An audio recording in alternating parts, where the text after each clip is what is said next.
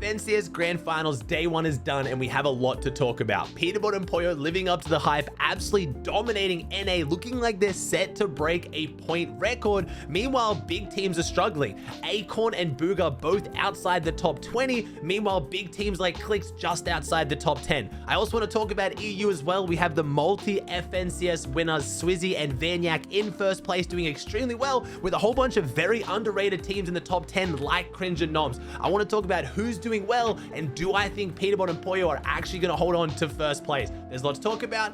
Let's jump into it. Just quickly before we jump into the rest of today's video, I want to know if you've heard of 1v1.lol, a free-to-play game on mobile and PC that seamlessly combines building, shooting, and abilities. And because it's free, you can play it anywhere with anyone at any time. It seamlessly combines building, shooting, and unique character abilities to give you a super fun experience. But it isn't just about the variety of characters you can play as, there's also a bunch of different game modes as well. Everything from 1v1ing your friends all the way up to their 16-player battle royale match. Let me show you some of the different abilities, because this is my favorite part of 1v1.lol. Take their most recent legendary champion, Fang, for example. You can transform into a swarm of bats that allows you to reposition to win a fight or win the game. These kind of abilities add such a cool element to the regular building and shooting mechanics you might be used to playing. Also, you have Sentinel, where you can use a shield that gives you a lot of cover in close range fights. Or my personal favorite character, Midas, where you can use his ability Royal Decree to spawn in warriors that will then help you fight your opponents. Not only that, you can play as some of the biggest YouTubers in the world. 1v1.lol has laser beam, clicks, and sluggo skins that you can get for free as long as you log in before June 2nd. So not only is the game free, you're also getting free skins as well. To play 1v1.lol anywhere, anytime, just click the link in the description down below to download and jump into the action.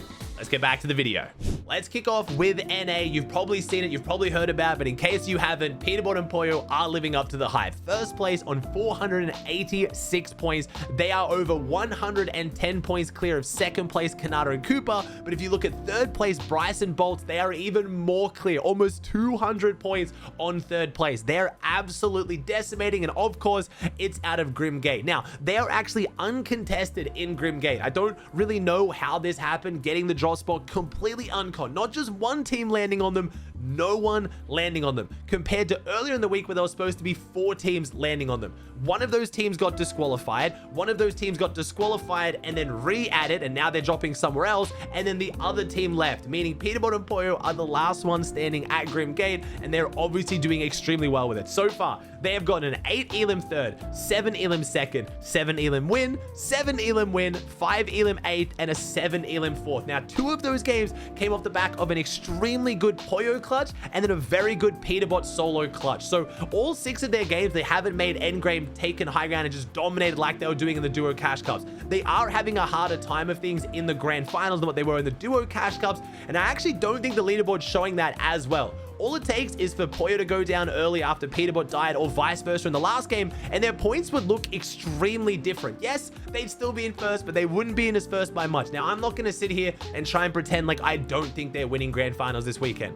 I think they are. On other regions, maybe like EU, if a team was this far ahead with so much loot, I would be very worried they would get grief day 2. But at this point, I think maybe 1 or 2 teams might look to drop at Grimgate, try and take on Peterbot and Pollo. But I think A, either Peterbot and Pollo are just going to instantly wipe them, or B, even if they are contested in a couple of those games, all they need is a few more good games and they're going to close out grand finals. There is a 1.5 time multiplier on points tomorrow. So there is a chance the team could do what Marius and Sangil did last season, where they went from 35th to 4th in a single day. It is very doable with that multiplier, but Peterbot and Pollo are just looking too crazy. But Grand Finals Day 2 is still worth watching. Remember, top 3 teams on NA and top 5 teams on EU are going to make it to the LAN event. And there is no last chance major this season. There is no extra 25 spots up for grabs. If you're on NA, for example, you have to either get top 3 this FNCS or top 10 next FNCS. Or that is it. You are not going to LAN. So the top 3 does still really matter.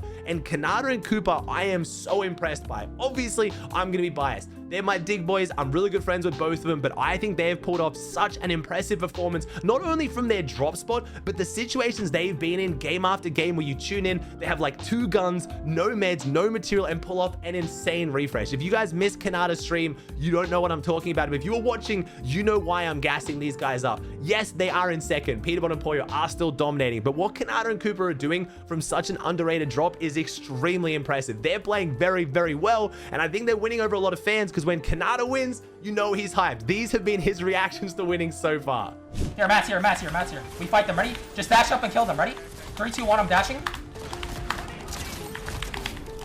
Oh my god! Cooper!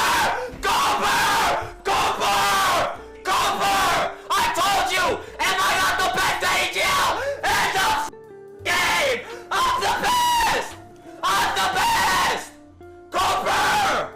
Now, third place, an extremely underrated team, Bryce and Bolt. A lot of people questioning why I had them so highly. I actually had them picked for the top 5. I will point out, this top 5 is the exact top 5 that I picked in my predictions, which I'm feeling pretty proud about right now. Bryce and Bolt are looking insane. Like I said, Bolt, an NA West player, I think one of the most mechanical players in the world, was looking insane. Then the region moved to Central. He went to high ping and he started struggling. He has now moved to 0 ping to boot camp for this FNCS, and he's looking lethal. Pair that with Bryce, who again, I think is the most underrated player in NA, and you have a recipe for success. I was a bit concerned how their surge was going to go, especially without being able to fish quickly with the chains of Hades being vaulted, as they are dropping on that same Vico and Pink split, who again, I'll talk about EU soon. Vico and Pink are not doing anywhere near as well as Bryce and Bolt, making their performance even more impressive. Another team that's dropping very close to them, Ritual and Re. No surprise seeing this team in the top 5 right now, 271. They were actually in second place for a lot of the day.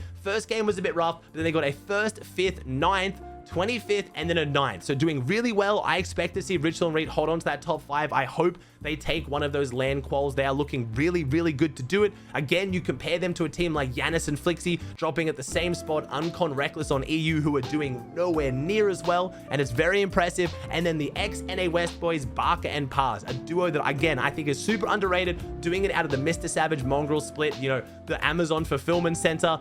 5th place on 270. They are looking extremely good. Now, Threats and Sphinx out of Brawlers, I've talked about them. No surprise there. And then the first team in the top 10 that I didn't predict, but I talked about him in my video, Paco and Mixon. Now, I'm not shocked to see this. They are a phenomenally good team coming out of EU, 7th place, 236. Now, the only reason why a lot of people weren't sure how well this team was going to do, myself included, we haven't seen them play. They've been region locked to EU, so they haven't played any Duo Cash Cup finals. We watched them play FNCS, and they qualified in 25th by 1 point. We just hadn't seen them play, and they played really well. Game 1, they almost got the win. They got a 2nd place, and in their last game, they almost got the win in 2nd place. This team is looking really, really good for high ground, and they're playing extremely well from what is a split that I don't think is that great on the far south of the map. Then we have Aviv and Chubbs, again, a team that formed out of that snake inning from week 1. 2 extremely good players, but again, they were struggling a bit in the qualifiers, so I wasn't too sure how they were looking coming into the finals. Apparently very good. And then Batman, Booger, and Rapid, and Walkers and Fatch. Now, both these teams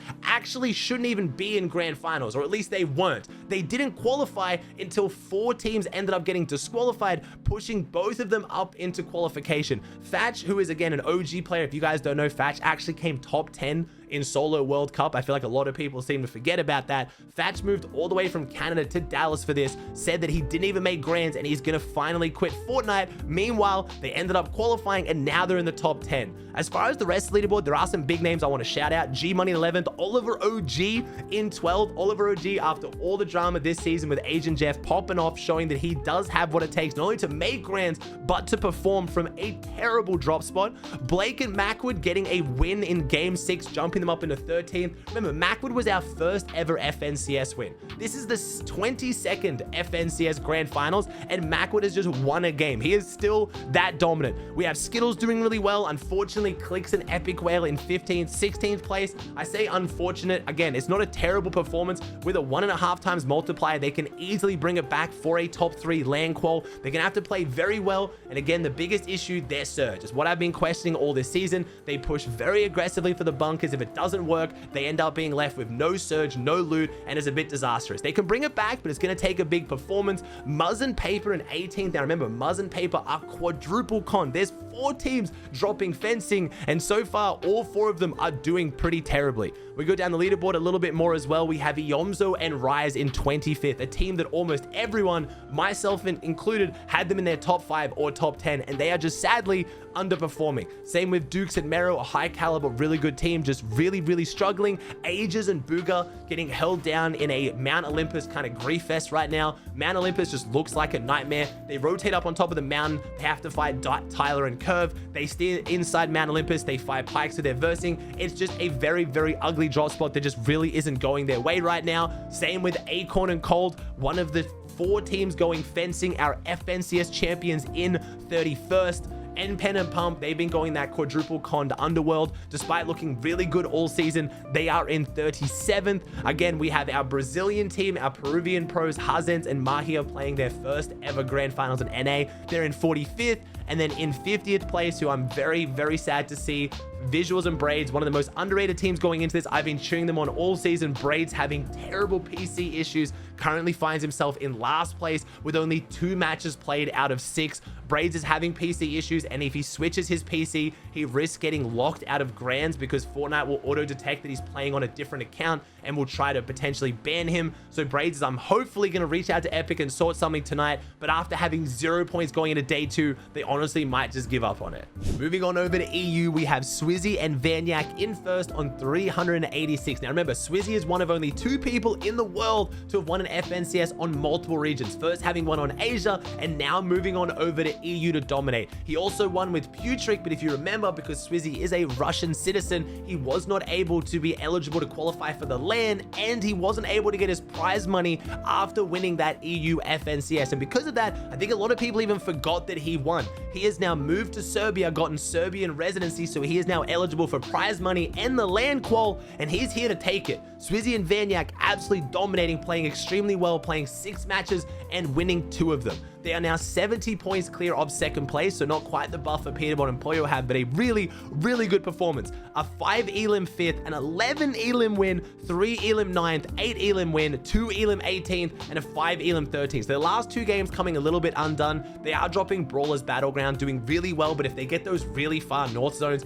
it does tend to cost them a little bit. The zones were actually favored towards the north on day 1, so I think if they get some better zones, they will do even better. I'm very excited to see what this duo can do. And before you flame me, I know I forgot to talk about them in yesterday's video, but I promise you, anyone who was in my stream when I made my top 10 will back me up. I had Swizzy and Vanyak on it, and then I completely forgot to talk about them yesterday in my video. So again, I feel bad, but they are doing extremely well for a team that no one should be surprised to see do well here. Swizzy so far, everyone was really confused when Swizzy and Smokey split up so he could play with Putrick, and then he won with Putrick, and now everyone confused why they dropped each other. Now he's playing with Vanyak and winning with Vanyak. Apparently Swizzy is one of the best players on EU, and people are going to finally start gassing him up as an EU pro, not an Asia pro. Asia is long behind him. He is now a well and truly established EU pro. Recently joining Carmine Corp, if you guys haven't seen with the ESL World Cup, Carmine Corp signed 4 players, Mustache Malibuka, Veno, and Swizzy is representing them very well. Now we have Cringe and Noms in second. This is an interesting one.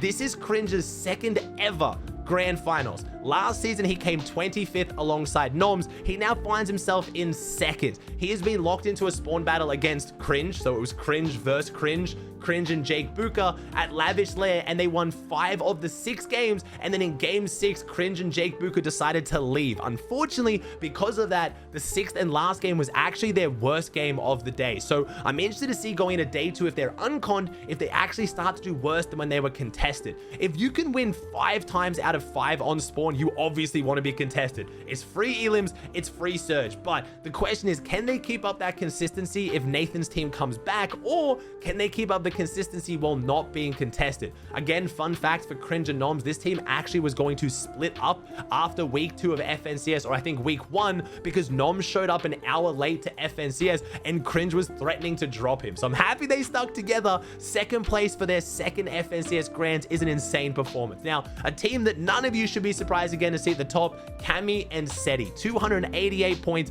Very consistent Fortnite. They are looking so lethal with not only the wings, again, I'll talk about about the wings coming out in a second and why teams are doing so much better with them, and also the waterbending mythic. Setting and Cammy, they're not really secret strategies, but you know they've always got something cooked up for grand finals to kick it up a notch and take it to the next level. They are playing very consistently. 6th, 6th, 7th, 8th, 8th, and a 13th are their placements. So very consistent placements. Again, those north zones were affecting them a little bit. I think if they get some better south zones, they will do even better on day 2. Trulex and Chicho, a team that I didn't have in my top 10 because I think they're contested on a pretty terrible split, and they're proving me wrong. 4th place right now, 242. There were a lot of people's picks to actually win this FNCS at the start of the season. Went a little bit quiet in the mid pack, but then doing very well now. And another team that I have to 100% say that I was completely wrong on, Queasy and Thomas. A team that is phenomenal. They came second last FNCS by 1 point. No one is doubting that Queasy and Thomas are good enough to be in the top 5, but while triple contested at Mount Olympus after having a pretty rough season, to see them in 5th place is amazing. They are doing so well with such a bad drop spot situation, really taking advantage of it, third partying, getting their surge, playing for bunkers. They're honestly playing beautiful Fortnite right now, and very happy to say I was wrong about not seeing this team in the top 10. Then we have Relvas and DeBool, a very underrated team, only just behind them. They were actually doing even better until their last 2 games. They both went down in 42nd. Bit of an unfortunate finish, but again, day 2 is a new day. Sky and Scroll, a team I've been gassing up, as Scroll having the worst keybinds of any pro ever. This man literally builds and switches weapons all with his scroll wheel. So he is playing on Combat Pro on mouse and keyboard and is currently top 7 in EU Grand Finals. This team is looking ridiculous. Mustache and Malabuka, a team maybe some of you guys were expecting to see higher, especially with Peterbot and Poyo's domination on NA. Mustache and Malabuka are getting the Grimgate medallion most games. They are contested by one other team, but for the most part, they are alphaing it up and getting it. They seem to actually be going down to Surge more than anything. Their first 2 games going down 36th and 40th, but whatever it looks like they changed after that, they kicked into gear. An 11th, an 8th, a 5th, and a 7th. So they brought it back once they got things going. So I think Mustache and Malabuka are one of those teams that can ramp into day 2 and do very well. Now, if there is going to be teams that start trying to drop at Grimgate on day 2, that will throw a spanner in the works and we'll see them drop down. They have already qualified for LAN, so they have less on the line than most of these other teams, but hopefully they continue to do well. But compared to NA, where it was all about Peterbot and Poyo, all about the Grim Medallion, Mustache and Malabuka were relatively quiet. They weren't really taking high ground or playing super alpha. A lot of their points just came off good solo clutches, so we'll see what they do day 2. We have Voltiax and Cool, a double 60 ping plus duo, so a double high ping duo in 9th place, who is very exciting to see. And then another prediction I was completely wrong on, the Deal and Rezon in 10th. Again, phenomenal team, but their drop spot is terrible. They're currently splitting 15 chests with Glubshe's team and somehow still finding themselves in 10th. I don't know how the Deal and Rezon are doing it, but I'm so happy they are for a team that I love cheering on. Rezon's passion is always infectious. The Deal, one of the GOATs, been around for such a long time. You want to cheer them on, and I'm happy to say I'm wrong, and they are in 10th with terrible loot.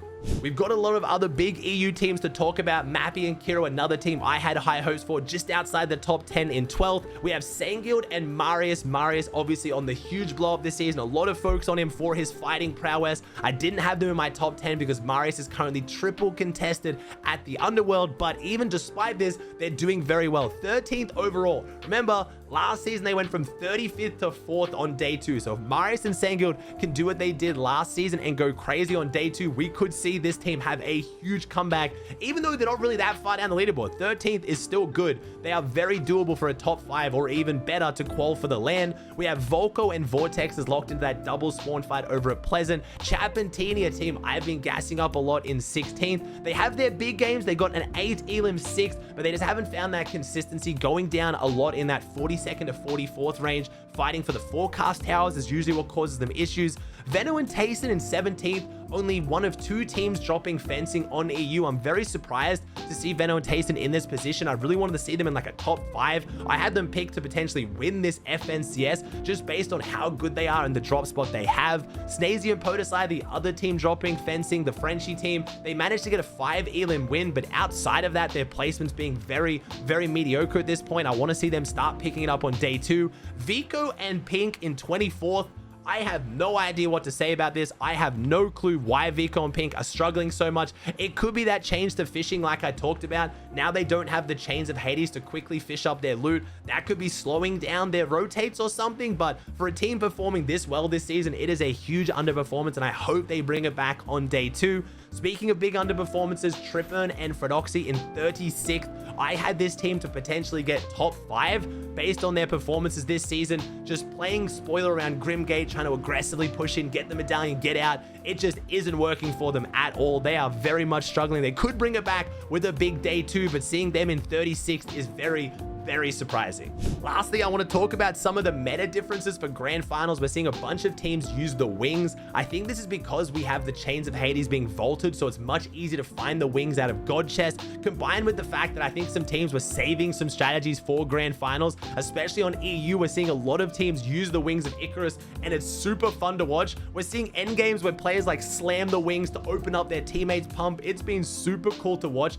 for an item that was such a big waste of potential in my opinion.